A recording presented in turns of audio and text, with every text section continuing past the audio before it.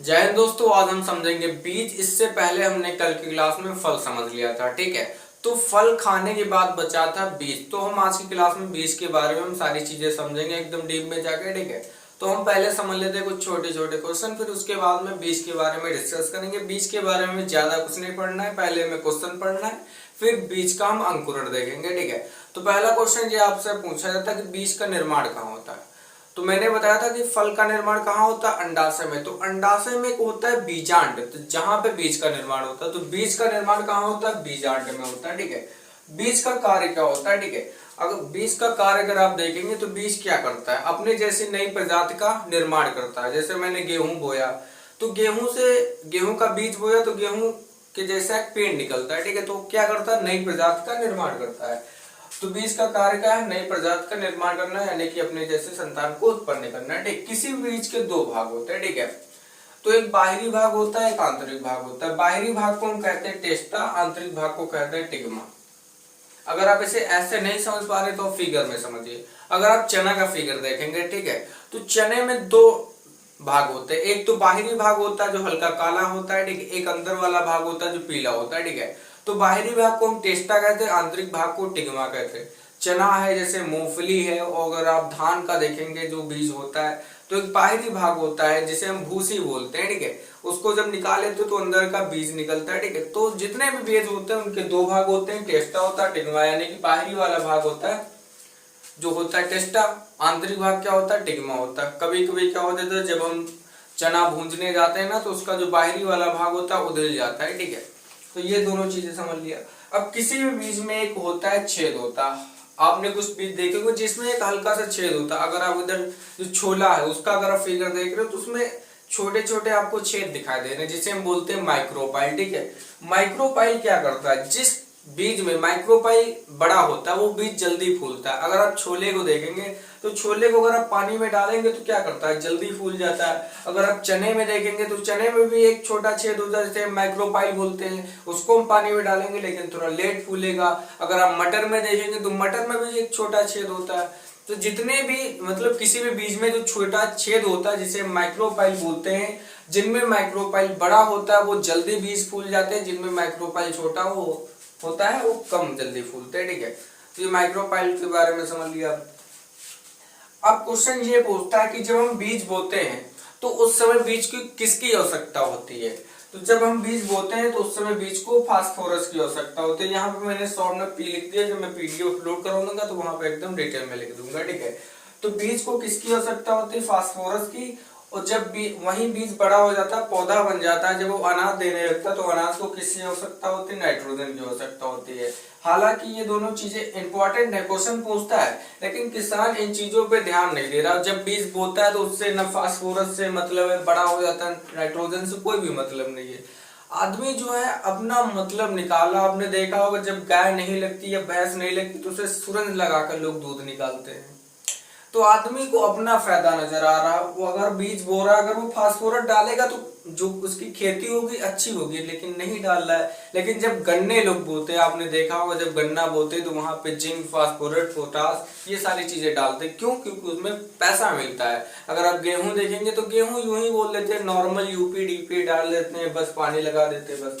तो ये सारी चीजें समझ ली। बीज का निर्माण, बीजार्ड में बीज का कार्य क्या करता है, अपने जैसी नई प्रजाति का निर्माण करता है। किसी भी बीज के दो भाग होते हैं, एक बाहरी भाग होता है, एक आंतरिक भाग होता है। बाहरी भाग को हम टेस्टा कहते हैं, आंतरिक भाग को टिग्मा कहते हैं। आपने उदाहरण भी देख लिया, मूंगफली देखा, चना देखा, ठीक है, धान देखा, गेहूं भी देखा। इन सबके दो भाग होते हैं और किसी भी बीज में एक छोटा सा छेद होता है, इसे माइक्रोपाइल कहते हैं, ठीक। माइक्रोपाइल जिनमें बड़ा छेद होता है वो जल्दी बीज फूलते, जिनमें छोटा होता है वो कम जल्दी फूलते हैं, ठीक है। जब हम बीज बोते हैं तो बीज बोते समय हमें किसकी आवश्यकता होती है, फास्फोरस की। और अनाज को किसकी आवश्यकता होती है, नाइट्रोजन की। अब हम समझ लेते हैं बीज का अंकुरण। तो बीज का अंकुरण समझने के लिए मैं कुछ पॉइंट यहाँ पे लिख रहा हूँ, फिर आपको एक्सप्लेन कर देता हूँ। ये सारी चीजें मैंने समझ ली, ठीक है। हम समझ लेते हैं अंकुरण। अंकुरण को हम इंग्लिश में कहते हैं जर्मिनेशन। क्या कहते हैं, जर्मिनेशन, ठीक है। तो अंकुरण यानी कि बीज का सक्रिय होना, कैसे बीज धीरे धीरे एक्टिव होता है, ठीक है। तो उस प्रोसेस को समझ लेते हैं, ठीक है। तो पहले नॉर्मली लोग क्या करते हैं, अगर आप किसानी करते होंगे तो आप देखते होंगे जब गेहूं बोया जाता है या धान बोया जाता है तो पहले बीज को क्या डाला जाता है, पानी में डाला जाता है, उसको भिगो दिया जाता है एक रात के लिए। तो पहले हम क्या करते हैं, बीज को जल में डालते हैं, ठीक है। दूसरा नंबर जो दूसरा प्रोसेस होता है उसको हम बाहर निकाल लेते हैं, ठीक है। उसको हल्का छाई में रखते हैं, यानी कि ज्यादा धूप ना लगे, तो उसमें क्या नमी बनी रहती है।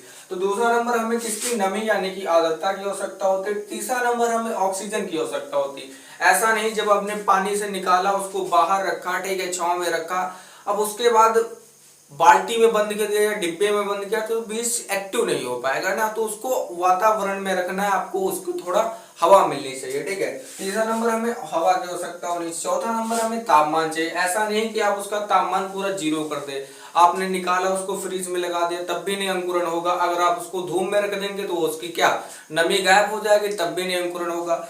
तो बीज को अंकुरण होने के लिए 4 चीजें होना आवश्यक है। पहला नंबर जल होना चाहिए, ठीक है, उसको भिगो देना है, पहला प्रोसेस ये होता है। फिर उसको बाहर निकाल देना है ताकि उसमें क्या हल्की हल्की नमी बनी रहे, पूरा सुखाना नहीं। तीसरा नंबर जो है हमें वायु की हो सकता है। ऐसा नहीं कि आप उसे डिब्बे में बंद कर दें, तो अगर डिब्बे में बंद कर देंगे ऑक्सीजन पहुंच नहीं पाएगी, तब भी आपका बीज अंकुरण नहीं होगा। चौथा नंबर उसका तापमान जो है एकदम सिंपल रहना है, मीडियम रहना है, यानी कि ना आपको धूप में रखना है ना फ्रिज में रखना है। उसका तापमान 0 हो जाए। अगर आप धूप में रखेंगे तो नमी चली जाएगी, फिर उसका तापमान ज्यादा हो जाएगा, यानी कि सूख जाएगा, फिर भी नहीं होना।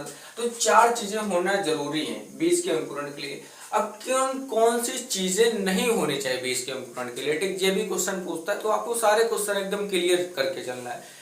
बीज का सक्रिय होना, 4 चीजें होती हैं। अब बीज का सक्रिय होने के लिए किस चीज की जरूरत नहीं होती। पहला नंबर मिट्टी यानी कि मृदा की जरूरत नहीं होती। अगर आप देखे होंगे तो जैसे आपने चना देखा होगा, तो चना पानी में भिगोया, फिर उसके बाद बाहर निकाल के रख दिया, ठीक, फिर कपड़े में लपेट के रख दिया, तो क्या हो जाता, बीज जो है धीरे धीरे क्या हो जाता, सक्रिय हो जाता है, यानी कि एक्टिव हो जाता है, ठीक है।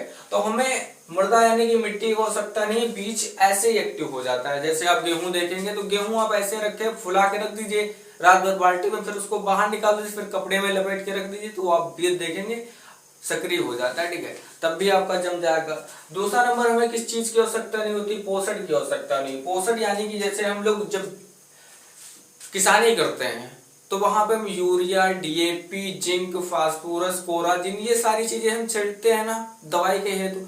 लेकिन बीज के सक्रिय होने के लिए इनका पोषण की कोई आवश्यकता नहीं। भैया बीज आपने देखा होगा, भैया चना जब हम भिगोते हैं फिर उसके बाद जाम आता, हमने कोई उसको पोषण दिया था, नहीं दिया था ना, अपने आप जाम आया था। तो हमें कोई पोषण की आवश्यकता नहीं होती। तीसरा नंबर हमें प्रकाश यानी कि सूर्य की आवश्यकता नहीं होती, ठीक है। यहाँ पे मैंने क्या बताया, तापमान की आवश्यकता होती है, उसको टेम्परेरी जो है मीडियम तापमान बना रहना चाहिए, ठीक है, न ज्यादा होना चाहिए न कम होना चाहिए, मीडियम होना चाहिए ताकि उसकी नमी न जाए। लेकिन यहाँ पे आपको दूसरी तरफ बताया जा रहा है कि बीज का सक्रिय होने के लिए प्रकाश की आवश्यकता नहीं होती। क्यों नहीं होती, तो जब प्रकाश का कार्य क्या होता है, जब पौधा होता है प्रकाश से क्लोरोफिल, प्रकाश जब मैंने पत्ती पढ़ाया था तो वहां पे सारी चीजें बता दिया था।